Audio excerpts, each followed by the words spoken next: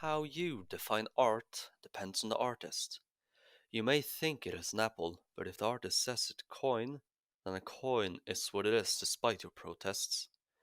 You may, however, persuade that artist to change his definition of a coin into something sensible. For you, the problem may have been fixed since a coin is now an apple, which it should have been from the start. Yet there will always be some who defy common sense and believe an apple is a coin. Those people are everywhere.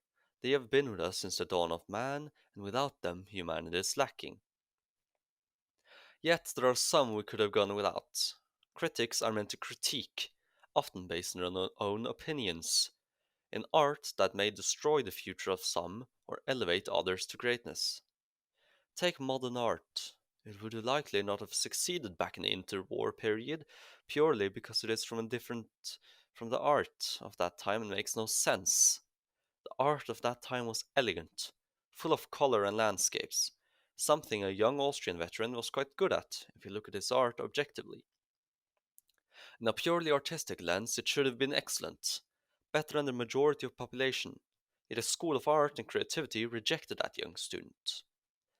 History may have been bad, but it could have been worse. Better the devil you know than the one you do not. However, the rejected art student we could have gone without. That is the beauty and terror of time. A single minuscule decision regarding a single person can have doomed the European continent to tens of millions of dead. Or it could very much have saved many millions more by giving us one devil instead of the another. I often look back on the rise of the Third Reich and the Second World War with great emptiness at loss of life, yet a relief that it was Adolf at the top and not Himmler or someone worse, who could have taken Adolf's spot had he gone on to become an accomplished artist. There are many such instances in history. Are we lucky that Genghis Khan conquered half the earth because it prevented a worse conqueror? Or are we unlucky because he massacred a sizable percentage of the population? This, once more, is like art. It all depends on who you are asking.